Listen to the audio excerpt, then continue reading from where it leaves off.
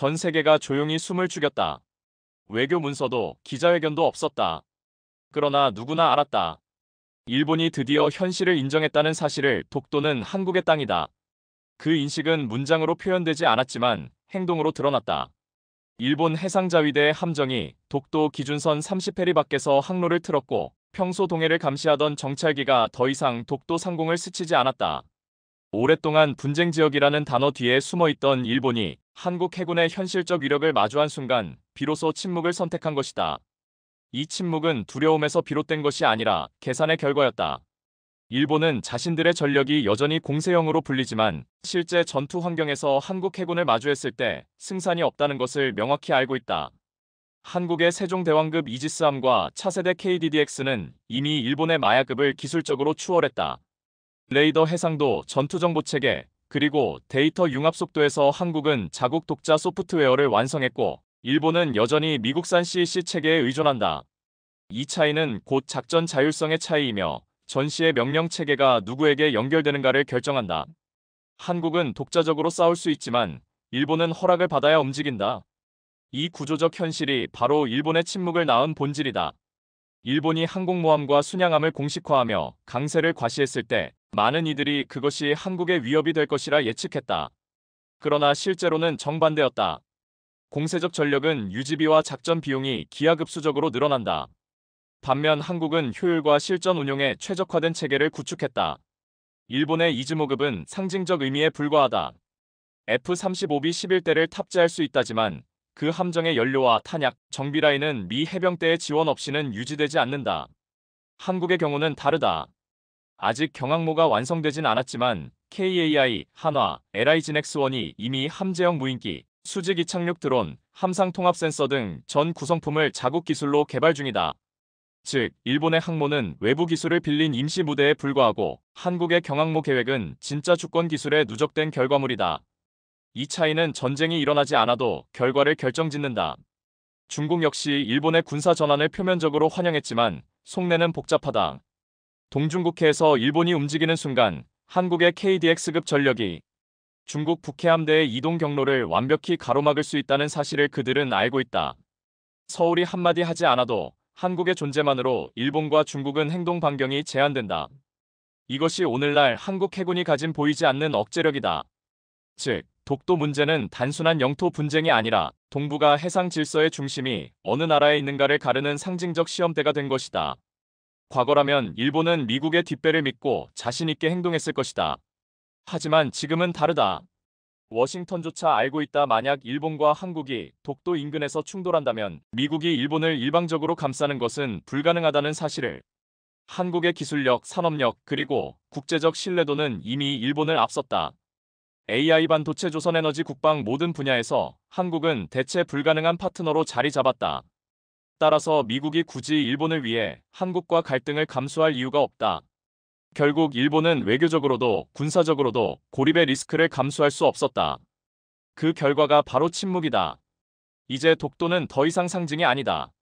그것은 한국이 스스로의 힘으로 지켜낸 첫 번째 실질적 경계선이다. 일본이 아무리 과거를 들춰도 현재를 부정할 수는 없다. KDDX와 세종대왕급이 동해에서 포진하는 순간 독도는 행정구역 이상의 의미를 갖는다. 그것은 대한민국이 스스로를 증명한 장소가 된다. 일본은 이를 모를 리 없다. 그래서 공격하지 못하고 논쟁조차 이어가지 못한다. 그들은 자신들이 내세운 평화국가의 외피가 이제 한국의 실력 앞에서는 설득력을 잃었다는 것을 깨달았다. 일본의 침묵은 단순한 외교적 제스처가 아니다. 그것은 군사적 계산과 현실적 공포가 맞물린 결과다. 표면적으로는 긴장 완화를 위한 자제라 말하지만 내부 문건을 보면 상황은 다르다. 도쿄 방위성 내부 보고서에는 한국 해군의 감시망 내에서 작전 지속은 불가능이라는 문장이 명시되어 있다. 이는 곧 독도 인근에서 일본의 함정이 더 이상 주도권을 행사할 수 없음을 의미한다. 한국 해군의 감시망은 세계에서도 손꼽히는 정밀도를 자랑한다. 세종대왕급 이지스함의 다기능 위상 배열 레이더 MPAR은 1000km 밖에서 움직이는 함정의 전자파 신호까지 식별한다. 거기에 천리안 위성의 영상 데이터와 합성하면 일본 함정의 항로, 속도, 통신 패턴까지 실시간으로 분석된다. 즉, 일본이 한 발자국만 움직여도 한국은 이미 그것을 알고 있다. 이런 정밀 감시 체계 아래에서 일본이 선제 행동을 취하는 것은 패배를 자초하는 일이다. 또 하나의 결정적 요인은 작전 지속 능력의 격차다. 일본의 항모 전단은 화려해 보이지만 유지 비용과 보급 효율이 치명적인 약점이다. 반면 한국 해군은 짧은 해역에서도 완전한 보급 정비 체계를 구축했다. 울산급 신형 보급함, 부산의 다층 정비기지, 그리고 자동화된 탄약 이송 시스템까지 한국의 해상 지속 능력은 실전 중심으로 진화했다. 일본은 아직도 미 해군의 지원 없이는 장기 항해가 어렵다. 동맹이 없다면 독립작전이 불가능한 군대, 그것이 일본의 현실이다. 정치적 상황도 일본을 압박했다. 미국은 겉으로는 일본을 격려하지만 내심 불편하다. 일본이 독자 행동에 나서면 중국과의 충돌 가능성이 커지고 이는 미국의 인도태평양 전략 전체를 뒤흔든다. 반면 한국은 미국의 승인 없이도 안정적으로 작전을 수행할 수 있는 자율형 동맹 파트너로 인식된다. 워싱턴이 서울을 신뢰하는 이유는 명확하다. 한국은 스스로 판단하고 스스로 결과를 책임지는 국가이기 때문이다. 이 차이는 전장뿐 아니라 외교의 언어에서도 드러난다. 일본이 한마디 할 때마다 미국은 신중하게 대응하라고 말하지만 한국이 움직일 때는 공유해달라고 요청한다. 여기에 중국의 변수도 일본의 발을 묶었다. 중국은 표면적으로 일본의 군사 확대를 비판하지만 속으로는 일본이 독도 문제로 한국과 갈등하길 바랐다. 그래야 한미일 협력이 균열되기 때문이다. 그러나 한국은 흔들리지 않았다. 오히려 독도 주변 감시 강화와 동시에 중국 어선 단속까지 병행하면서 동해 전체를 관리 가능한 공간으로 만들었다. 그 결과 일본은 중국의 기대를 배신하고 한국의 현실적 통제권을 인정할 수밖에 없었다. 한때 독도는 법적 소유는 명확하지만 실질 지배의 정당성은 여전히 도전받는 지역으로 간주되곤 했다. 일본이 일관되게 분쟁 지역이라는 용어를 고수하고 국제사회 일부가 그 프레임을 받아들였던 것도 이 회색지대 전략 때문이었다. 하지만 이젠 달라졌다. 더 이상 회색지대는 존재하지 않는다. 한국은 독도를 실효적으로 지배하는 것을 넘어 국가 시스템의 일환으로 통합해버렸다. 행정, 안보, 통신, 해양자원 관리 등 모든 영역에서 독도는 영토가 아니라 기능이 되었다. 가장 상징적인 변화는 정보 통제 시스템의 작동 방식이다. 독도는 단순한 기지나 감시소가 아닌 K-네서크 전체의 센서 노드로 편입되어 있다. 이는 독도를 통제하는 것이 곧 한국의 정보 전력 일부를 운용하는 것과 같다는 뜻이다. 이 시스템은 365일 해류, 날씨, 전자파, 해저, 음파 데이터를 수집하고 실시간으로 동해 해군작전 사령부와 연동된다. 여기에 추가로 해양경찰, 기상청, 국립해양조사원, 심지어 민간통신회사까지 참여하는 통합운영 체계가 구축되면서 독도는 더 이상 경계선 위의 섬이 아닌 국가 핵심 인프라의 일부가 되었다. 이 모든 것을 가능하게 만든 건 한국형 기술 생태계다. 일본은 아직도 센서 위성 데이터 전술 네트워크를 미국의 플랫폼에 의존하고 있지만 한국은 KAI, 하나시스템, LI지넥스원 등 국내 기업들이 개발한 국산 통합 전장 관리 체계를 통해 실시간 운용과 업그레이드를 반복하고 있다. 바로 이 점이 독도 방어의 핵심이다. 한번 구축된 고정형 방어선이 아니라 계속 진화하는 유기적 방어 체계. 이것이 한국의 독도 전략이며 일본이 감히 대응하지 못하는 이유다. 물리적 공간에서도 한국은 새로운 경계를 그어버렸다. 2019년 이후 한국 해군의 훈련 반경은 5LE, 12LE, 24LE, 48LE로 점진적으로 확장되었고 이 모든 구간은 독도를 중심으로 설계된 방어 반경 내에 포함된다. 특히 KDDX 배치 계획에 따라 2030년까지 최소 3척의 차세대 구축함이 독도 작전 반경 내에서 항시 운용 가능하도록 준비 중이다. 이는 단순한 해군력의 확장이 아니다.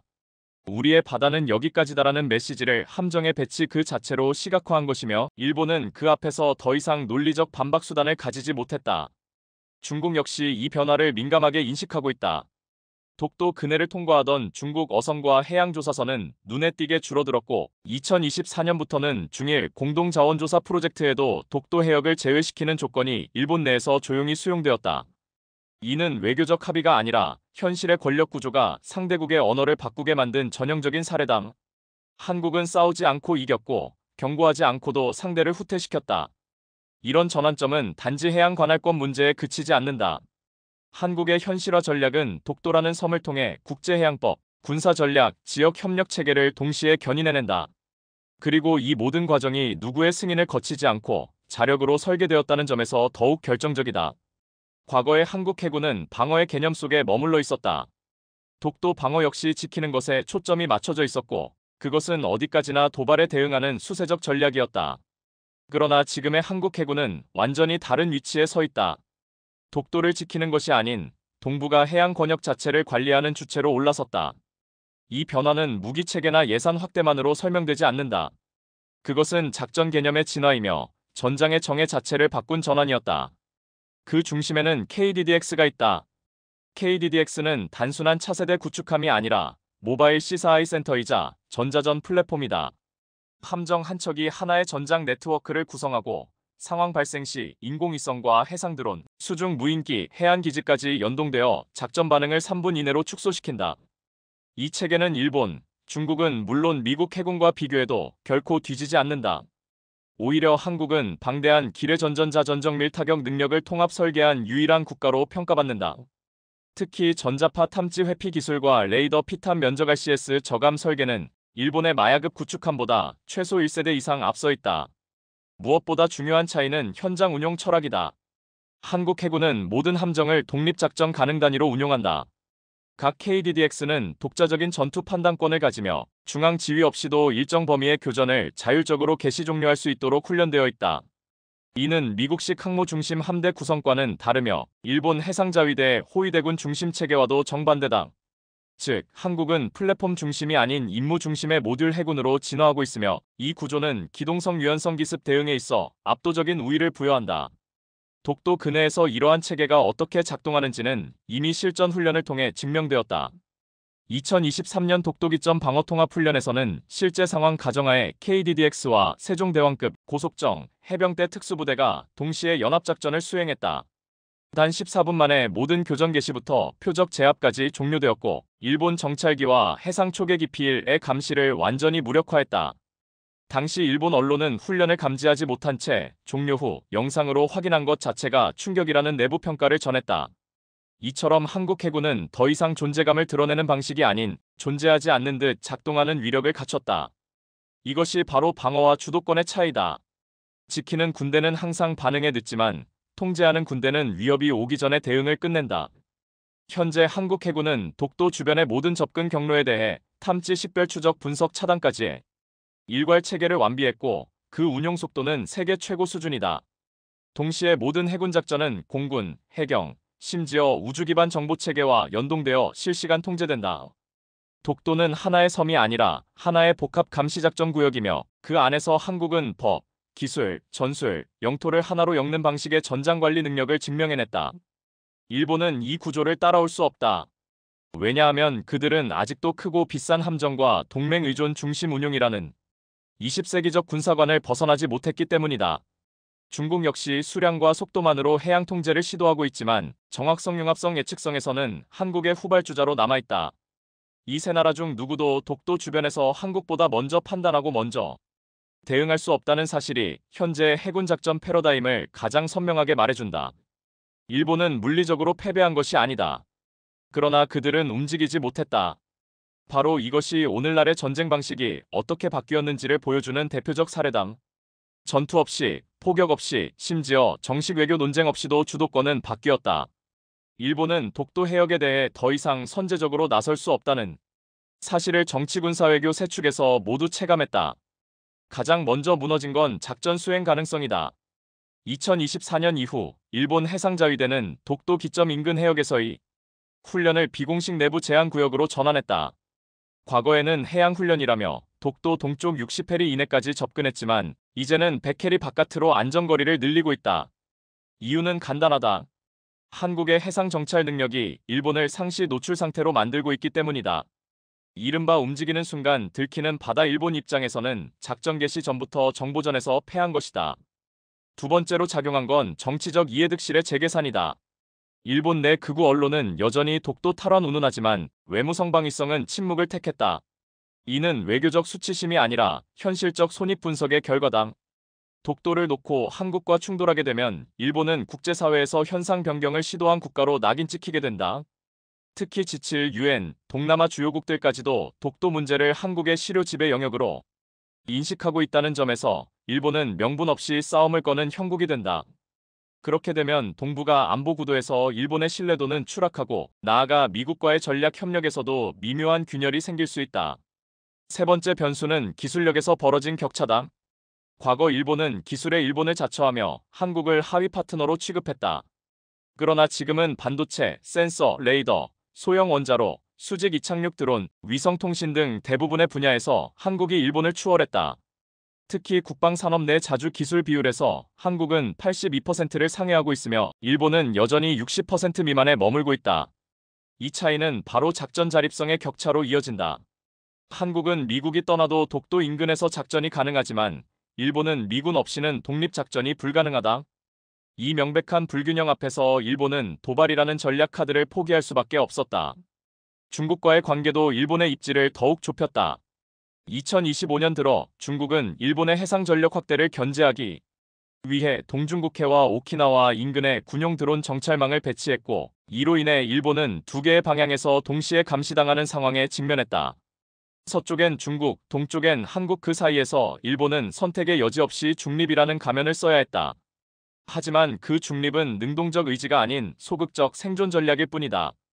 이런 상황 속에서 일본이 독도 문제를 더 이상 전면에 내세우지 않는 것은 단순한 정치적 선택이 아니라 상황을 정확히 파악한 군사적 후퇴라고 보는 것이 옳다. 자위대 내부 보고서에는 독도 인근 해역에서의 물리적 대응은 추천하지 않음이라는 문구가 반복적으로 삽입되어 있다. 즉, 일본은 스스로 싸우면 질 것을 알고 있고 그래서 시작조차 하지 않는다. 이처럼 침묵은 중립이 아니며 실제론 패배의 언어라는 점에서 그 의미는 더 크다. 한국은 한 발도 쏘지 않고 일본의 행동 반경과 전략 프레임을 완전히 뒤흔들었다. 과거에는 힘을 증명하려면 피를 흘려야 했다.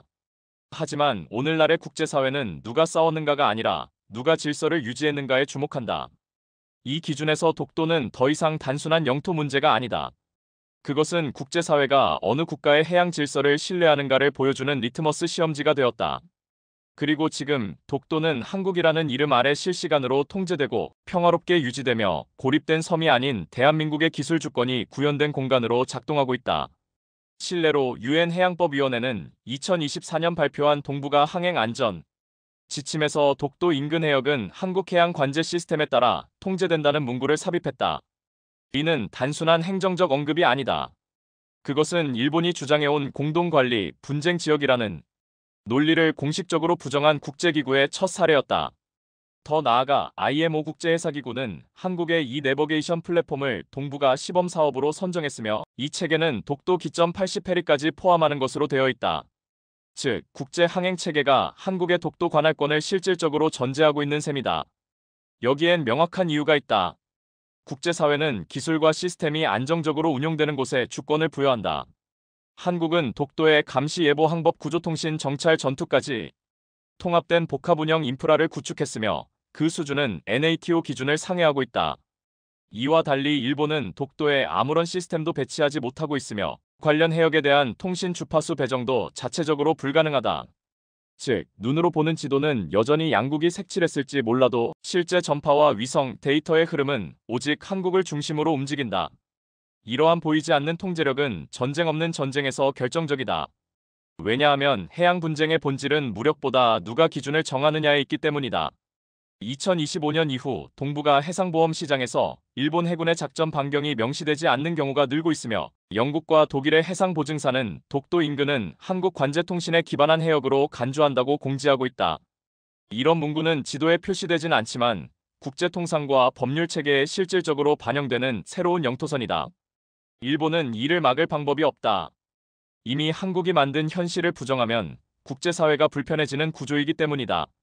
이쯤 되면 묻지 않을 수 없다. 과연 전쟁 없이 이긴다는 말이 어디까지 실현 가능한가? 독도는 그 질문에 대한 모범 답안을 만들어가고 있다. 한국은 총성 없이 공간을 확보했고 누가 먼저 쐈는가가 아니라 누가 유지했는가에 따라 주권이 결정되는 새로운 질서를 만들어냈다.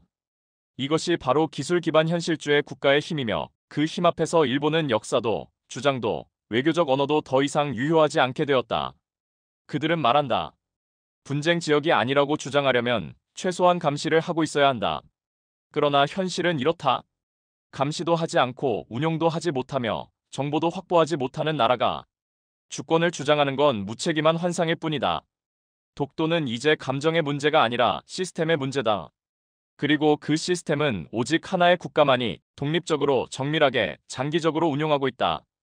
독도를 둘러싼 오랜 분쟁은 그 본질에 있어 단순한 한일 간의 대립이 아니었다. 진정한 의미에서 그것은 국제사회가 누구의 질서를 신뢰하느냐를 묻는 시험대였다. 과거에는 많은 국가들이 분쟁 지역이라는 용어를 통해 중립을 가장했지만 2023년을 기점으로 글로벌 정책기관과 해양 관련 국제기구들이 하나 둘씩 현실을 기준으로 한 입장으로 선회하기 시작했다. 가장 먼저 변화를 감지한 건 항행 관련 민간 기관들이었다. 영국계 해양보험사 로이즈는 2024년 독도 인근 해역에 대한 선박보험 청약서에 한국의 해양통제 시스템 하에서 항행됨을 전제라는 문구를 삽입했다. 이는 보험법상 사고 발생 시 책임 국가를 특정한 것으로 일본에게는 치명적인 상징적 패배였다. 비슷한 시기 독일 함부르크 해운협회는 한국의 독도 해역 관리 실태를 분석한 기술 보고서를 발표하면서 군사적 대치 없이 인프라 기반으로 해양 영역을 확보한 최초의 성공 사례라고 평가했다. 그뿐만이 아니다. 동남아, 중동, 유럽 각국의 해군 장교단이 한국 해군이 독도 작전 체계를 벤치마킹하기 위해 울산진해를 찾고 있으며 NATO 내부에서는 작전 없는 확보이라는 개념으로 한국형 해양 통제 시스템을 해상 분쟁 대응 전략의 모범 사례로 지정하려는 논의도 진행되고 있다. 이런 움직임은 일본에게 훨씬 더 무서운 압력이다. 왜냐하면 국제사회는 논리나 역사보다도 지금 누가 효율적으로 바다를 다루고 있는가에 주목하기 때문이다. 이러한 흐름은 언론에서도 반영된다.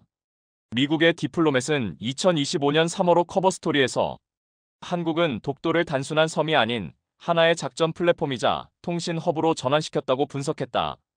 르몽드는 일본의 독도 주장은 이제 상징을 넘어 현실 앞에서 침묵을 강요받고 있다고 보도했으며 파이낸셜 타임즈는 한국의 해양 기술력이 아시아 해상 질서의 새로운 패러다임을 제시하고 있다고 진단했다. 즉, 더 이상 독도는 한일 간 감정의 상징이 아니라 기술이 지배하는 해양 질서의 모델로 인식되고 있다. 이처럼 국제적 시선은 감정이 아닌 구조, 역사보다도 체계, 그리고 누가 옳은가보다도 누가 관리하고 있는가에 집중하고 있다. 그 판단 기준에서 한국은 유일하게 감시, 통신, 응급 대응, 정보 수집, 해양 관측, 전자전 준비 태세까지 완비한 국가다. 일본은 아무것도 하지 못했고 중국은 도전조차 시도하지 못했다. 그러므로 독도는 국가 감정의 산물이 아니라 국가 역량의 총합을 드러내는 리트머스가 되었다. 이 모든 변화는 자연스럽게 다음 단계의 흐름을 만들어냈다. 이제 국제사회는 독도를 한국의 통제 하에 있는 실질적 해양 거점으로 간주하며 일본의 주장에 반박하거나 부정하지 않더라도 사실상 무시하는 전략적 무관심으로 일관하고 있다. 그것은 반대가 아니라 더 치명적인 외면이다. 국제사회의 침묵이란 단순한 방관이 아니라 기존 주장에 대한 수용 불가능 선언과 다름없기 때문이다. 그리고 그 결과 일본은 말을 잃었다. 현실이 그들의 언어를 무력화시켰고 한국은 말이 아닌 시스템으로 주권을 증명했다. 외부에는 조용했지만 내부는 결코 그렇지 않았다. 도쿄 방위성, 외무성, 총리 관저, 그리고 자민당 핵심 인사들 사이에서 독도를 둘러싼 인식의 균열이 빠르게 확산되고 있었다. 더 이상 독도를 외교 카드로 활용할 수 없는 현실 속에서 일본 정부는 방향을 잃었고 내부 회의록에는 한국이 작전권과 시료 지배를 완성한 이상 더 이상의 언급은 외교적 손실만 키울 것이라는 언급이 반복되기 시작했다. 이는 단순한 전략 수정이 아니라 국가 기조의 후퇴를 의미하는 전환점이었다. 2024년 말 일본 중의원 안전보장위원회에서는 역대 최초로 독도 관련 질문이 사전 조율 없이 생략되는 사건이 발생했다. 언론 보도는 없었지만 일본 정치권 내부에서는 질문 자체가 한국 측에 불필요한 명분을 줄 수 있다는 우려가 배경에 깔려 있었다.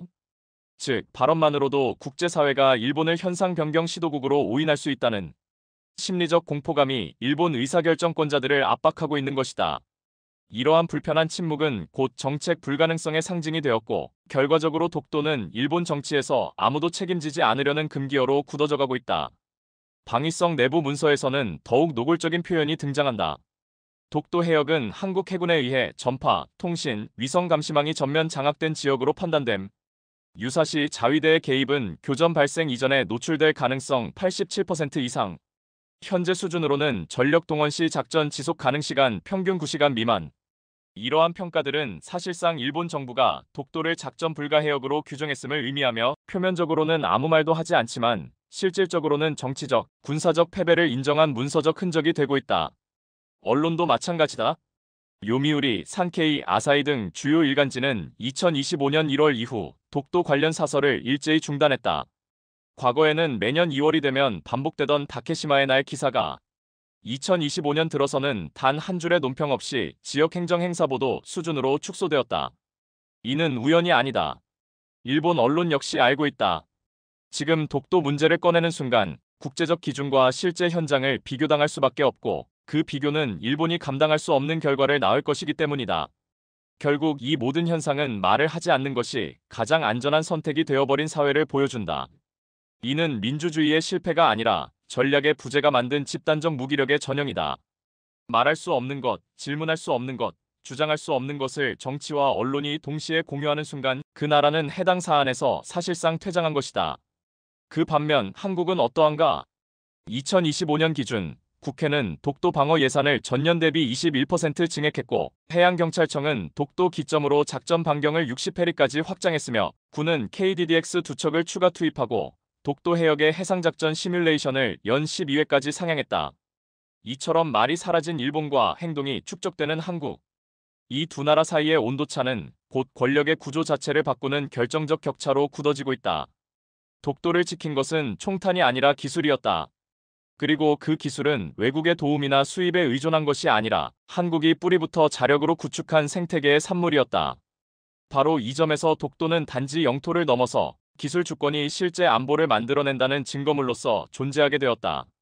KDDX, LSAM, 천공2 해공, 장보고 3 천리안 위성 해상 드론, 전술 데이터 링크 체계까지 독도를 둘러싼 모든 전략 장비는 자체 설계, 자체 생산, 자체 유지 보수가 가능한 한국형 시스템 위에 얹혀 있다. 예를 들어 독도 해역의 수중 감시 시스템에 탑재된 소나 모듈은 한화 시스템이 순수 국내 기술로 개발한 것으로 일본의 대잠 초계기 P1의 감지 각도를 회피하도록 설계된 지능형 간섭 파형을 활용하고 있다.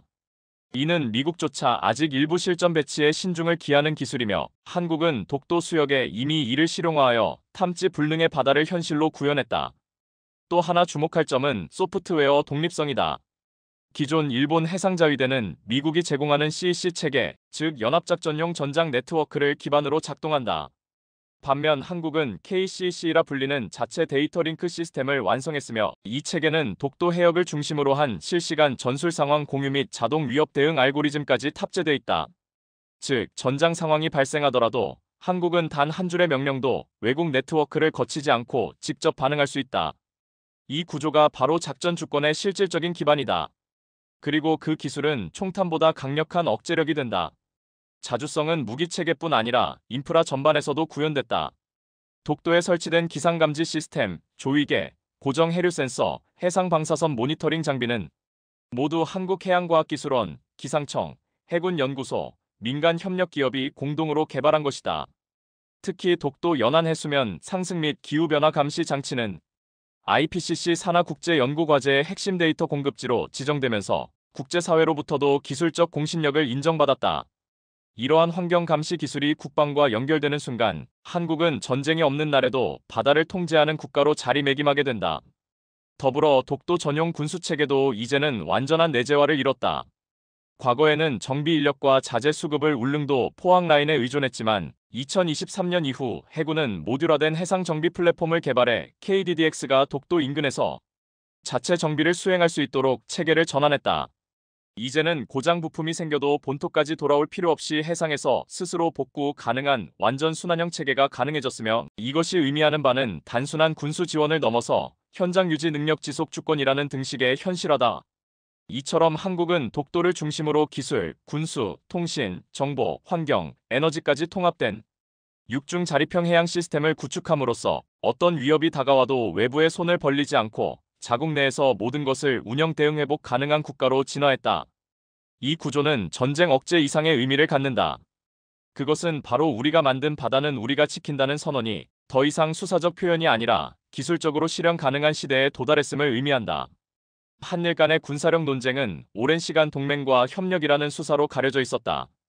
하지만 독도 문제를 둘러싼 일련의 전개는 그 수사가 실제 국익 앞에서 얼마나 취약한 것인지를 드러냈다.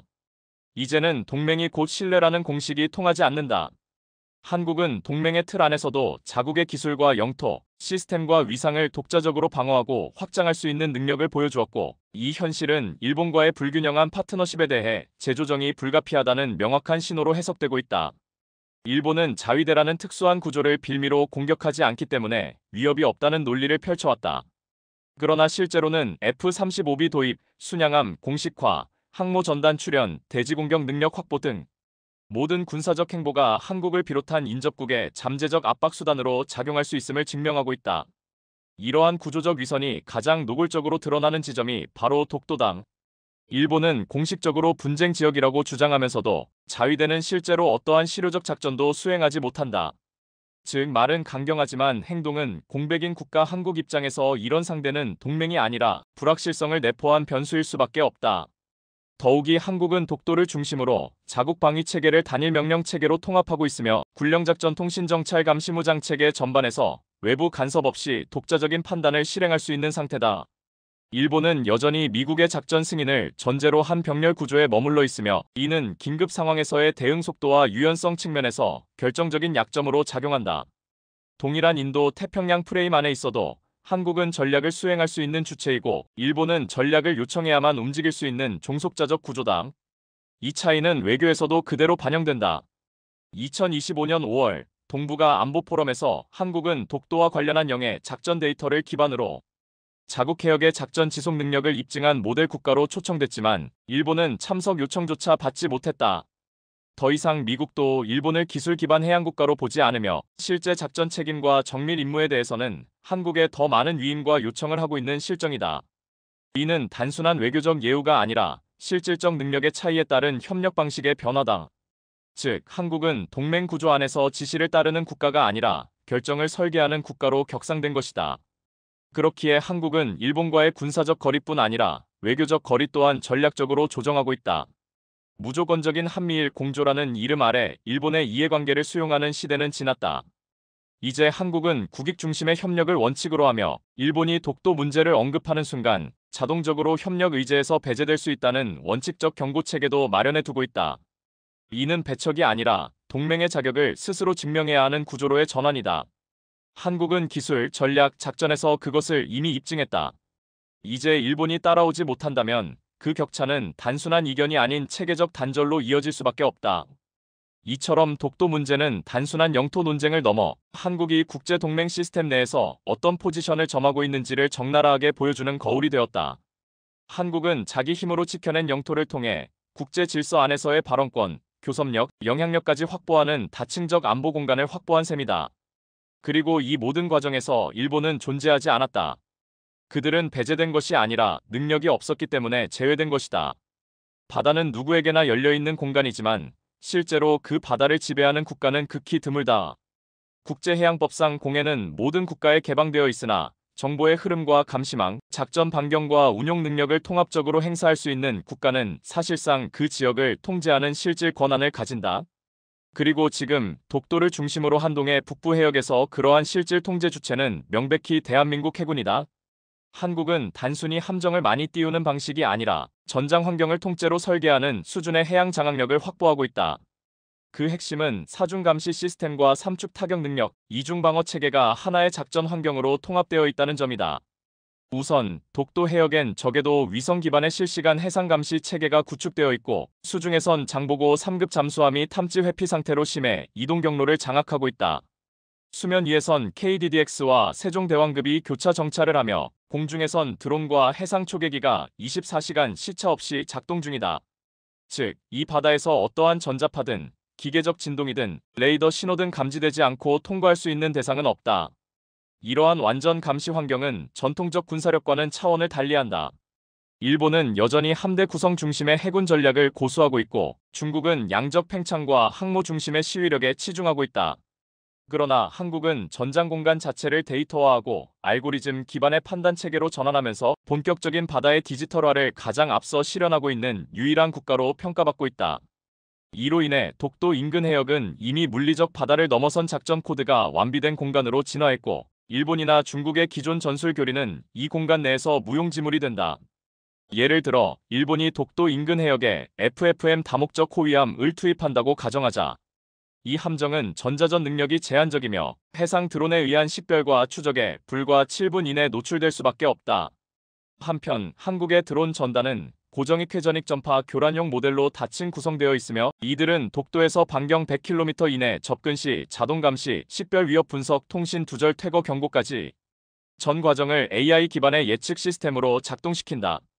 이 시스템은 이미 2024년 11월 실제 러시아 감시선 접근 사건에서 3분 내 차단 절차를 완료하며 작전 능력을 입증한 바 있다. 중국 해군도 독도 해역에 대해선 접근 의지를 점점 상실하고 있다.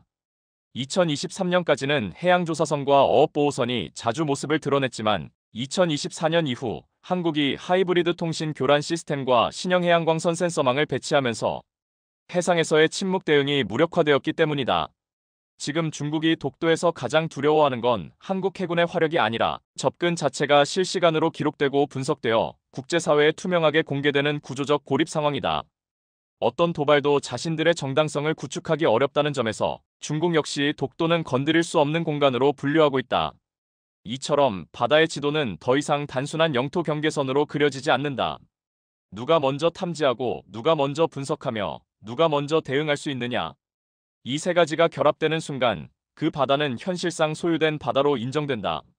그리고 오늘날 독도를 둘러싼 동해 해역은 바로 그 기준 위에 놓여 있다. 한국은 이 기준을 만든 주체이며 그 기준 위에 전략을 세우고 있는 유일한 나라다. 이제 해상 권력의 본질은 총포가 아니라 정보이며 정보를 장악한 국가가 곧 바다의 주인임을 증명하고 있다. 한때 일본 외무성은 매년 2월 22일을 다케시마의 날이라 지정하고 내각 차원에서 독도 영유권을 주장해왔다. 일본의 방위백서, 외교청서, 각종 관변 자료에도 일본 고유 영토라는 주장이 반복되었고 일부 극우 정치인들은 이를 국내 정치용 선동도구로 활용했다.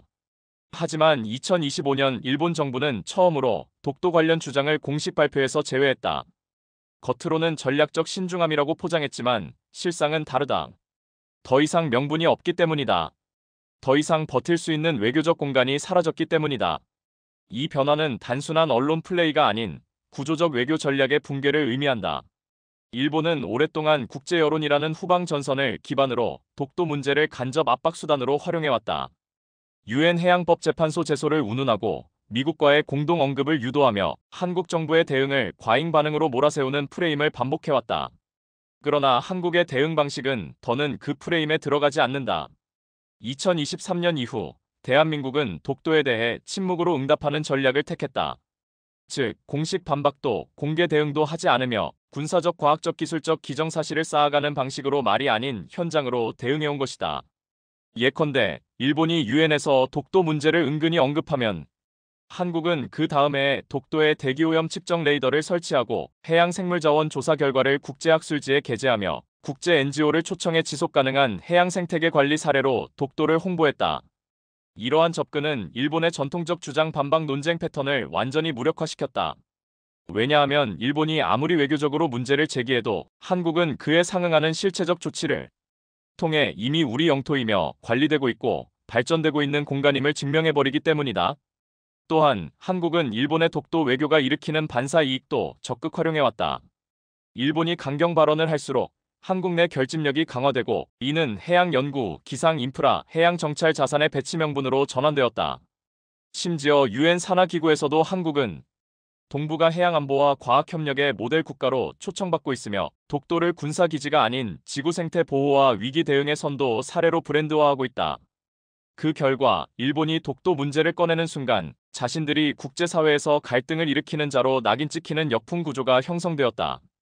더욱 치명적인 건 미국조차 일본의 독도 주장을 더 이상 지지하지 않는다는 점이다. 미국 국무부는 2024년 이후 독도에 대한 입장을 기존 합의된 역사적 맥락 안에서 관리되어야 한다는 모호한 표현으로만 언급하고 있으며 이는 실질적으로 문제 삼지 않겠다는 방관을 넘어 한국이 관리하고 있으니 건드리지 말라는 간접 지지로 해석되고 있다. 이는 일본에게 외교적으로 치명적이다. 미국조차 움직이지 않는 이슈에 대해 일본이 나설 경우 그건 고립된 민족주의로밖에 비춰지지 않기 때문이다. 이처럼 일본은 이제 독도 문제를 제기할 명분도 파트너도 전략도 없다. 남은 건 침묵뿐이다. 그리고 한국은 그 침묵의 틈을 데이터로, 연구로, 시스템으로 메워가며 독도를 더 이상 분쟁의 섬이 아닌 문명 관리의 거점으로 재정의하고 있다. 이 조용한 역전극은 단순한 이긴 싸움이 아니라 아예 상대가 싸움을 포기하게 만든 전략적 사라짐의 사례로 21세기형 안보 외교의 교과서가 되고 있다. 2020년대 초반까지만 해도 국제사회는 한국을 중국과 일본 사이에 끼인 경계국으로 인식해왔다. 군사적으론 미일 동맹의 전초기지, 산업적으론 중일 시장의 연결 통로, 외교적으론 균형자 또는 방파제. 그러나 2025년 현재 이 경계국 프레임은 더 이상 유효하지 않다. 특히 독도를 둘러싼 해양 질서에서 한국은 더 이상 타자의 질서에 종속된 주변국이 아니라 질서를 직접 설계하고 재편하는 중력 중심국으로 작동하고 있다. 그 변화는 단순히 국방력의 축적이나 해군력의 강화로 설명되지 않는다. 핵심은 전략적 결정을 내릴 수 있는 주체성의 획득이다. 이제는 미국이 먼저 한국의 판단을 기다리고 일본이 한국의 반응을 예측한 뒤 움직이며 중국이 먼저 한국의 반응 시나리오를 분석하는 구조가 고착화되고 있다. 이것은 패권국의 감시를 받던 대상에서 패권국의 반응을 유도하는 기획자로의 전환이며 독도는 그 상징적 공간이자 구조적 변환의 축점이다. 예를 들어보자. 2024년 말 미국이 동해상에 새로운 합동해양훈련을 제안했을 때 한국은 독도 동남쪽 110km 지점을 훈련구역으로 제안하며 그 안에 자체 설계한 KCC 시스템, 해양통합전장망, 드론작전 네트워크를 시험 배치했다.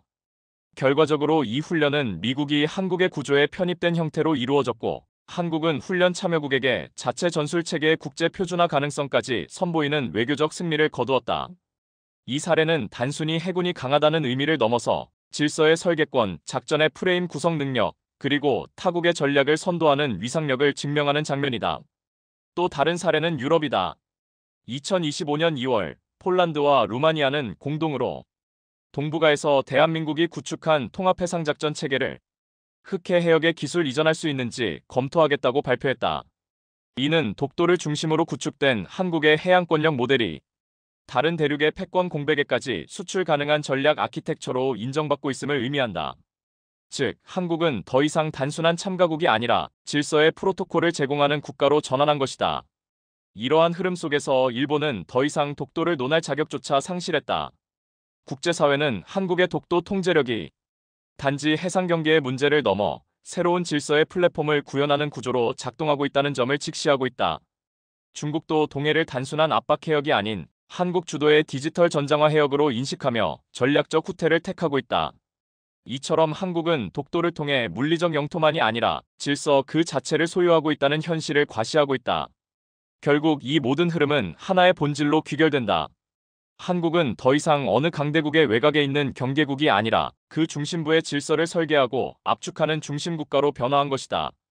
그 시작이 바로 독도였으며 그 상징은 더 이상 무력 충돌이 아닌 질서의 주권, 설계의 기술, 그리고 전략의 정당성이라는 21세기형 패권의 핵심 3요소이다.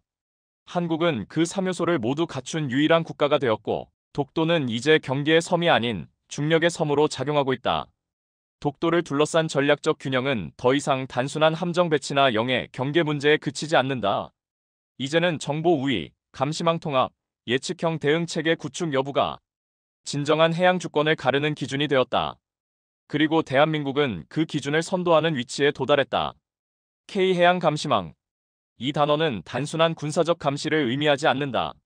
이는 독도를 중심으로 데이터 주권, 해양 인프라, 기후 감시, 생태 분석, AI 예측, 전장까지 통합한 해양 운영 OS이다. 그리고 바로 이 운영 체계가 일본과 중국을 조용히 밀어냈다.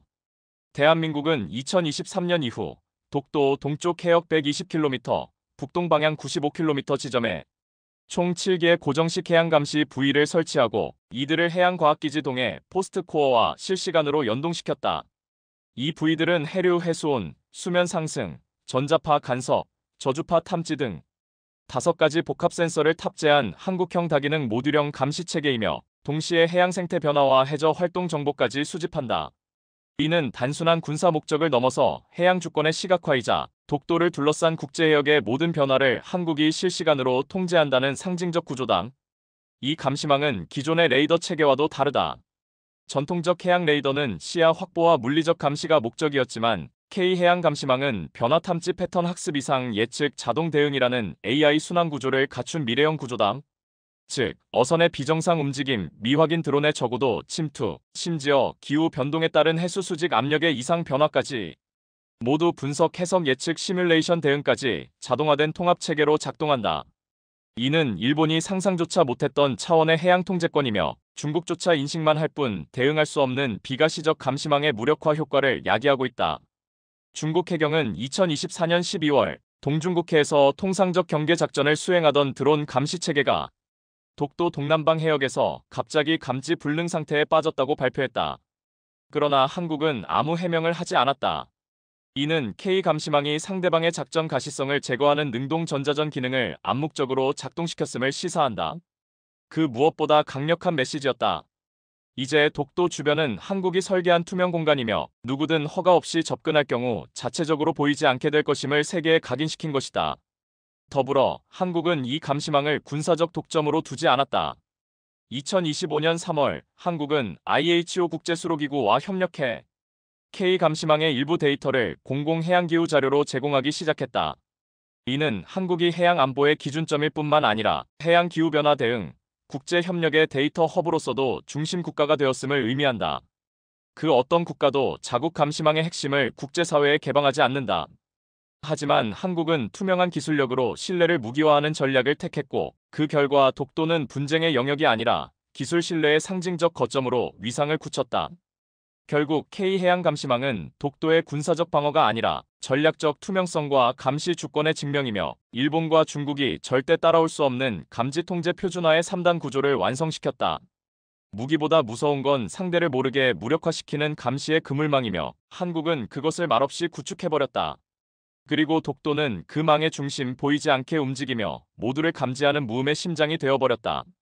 2025년 대한민국은 독도를 단순한 영토 방어의 최전선이 아닌 전 세계 해양 질서의 시작점이자 중심축으로 재정의하는 데 성공했다.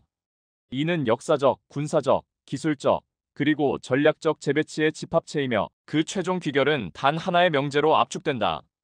독도는 더 이상 국경선이 아니다. 그것은 대한민국이 질서를 창조하는 출발점이자 미래를 설계하는 기반 좌표가 되었다는 선언이다. 지금까지 일본은 독도를 도발의 상징으로 활용하며 자국 내 우경화 동원 수단으로 소비해왔다. 중국은 동해 진출의 사전 압박 지점으로 간주하며 독도 이어도 남중국해로 이어지는 확장 시나리오를 설정했다. 그러나 한국은 이 모든 외부 프레임을 정면으로 거부하고 스스로 질서를 설정하고 규칙을 만들며 독도를 질서 창조의 공간으로 승화시키는 전략적 전환을 단행했다. 그 대표적인 전환점이 바로 2025년 6월에 선포된 독도 해양 중립기지 개방 구상이다. 한국은 독도를 단순한 군사기지로 전환하는 대신 유엔 산하 해양환경보전기구와 협력해 극동 아시아 해양기후 거점 연구기지로 독도를 확장시켰다. 이를 통해 한국은 미국, 일본, 중국이 만들 수 없는 군사적 비개입 전략적 영향력이라는 신개념 통제 방식을 전 세계 최초로 제시했다. 이 방식은 힘으로 밀어붙이는 것이 아니라 기준을 선점하여 다른 나라가 따라올 수밖에 없도록 만드는 고차원의 설계다. 또한 대한민국은 독도를 외교적 자산으로도 바꾸고 있다. 2025년 하반기 한국은 ASEAN 아프리카 연안국 12개국과 함께 소형 도서국 해양기지 공유 프로그램을 시작했으며 이 프로그램은 독도의 운영 데이터를 기반으로 제공된다. 이는 단순한 기술 이전을 넘어서 독도 모델을 글로벌 도서국 외교의 교본으로 승격시키는 첫걸음이다. 결과적으로 전 세계는 독도를 분쟁의 섬이 아닌 해양 문명의 새로운 교차점으로 인식하게 되었고 그 교차점 위에 서 있는 주체는 다름 아닌 대한민국이다. 무엇보다 중요한 변화는 국민인식의 전환이다. 과거 독도는 지켜야 할 섬, 위협받는 영토로 인식되었다면 지금은 확장하는 대한민국의 기점, 세계가 인정한 설계자 국가의 증거로 각인되고 있다. 이는 단순한 교육이나 홍보의 결과가 아니라 정치, 군사, 기술, 외교가 통합적으로 독도를 설계한 결과이다. 그리고 이 통합의 종착지가 곧 대한민국이 세계 해양 질서를 설계할 수 있는 유일한 국가라는 명확한 현실로 이어진다. 이제 독도는 더 이상 분쟁의 경계가 아니다. 그것은 새로운 문명 질서가 시작되는 첫 좌표이며 그 좌표 위에서 대한민국은 더 이상 주변부의 수호자가 아닌 중심을 설계하고 기준을 제공하는 주도자로 우뚝 섰다. 독도는 더 이상 우리만의 땅이 아니다. 이제 그것은 세계가 따르고 싶어하는 모델, 그리고 한국이 미래를 설계하는 기하학적 중심점이 되었다. 이것이 바로 21세기 대한민국이 선택한 전략이며 세상이 이제 부인할 수 없는 현실이다.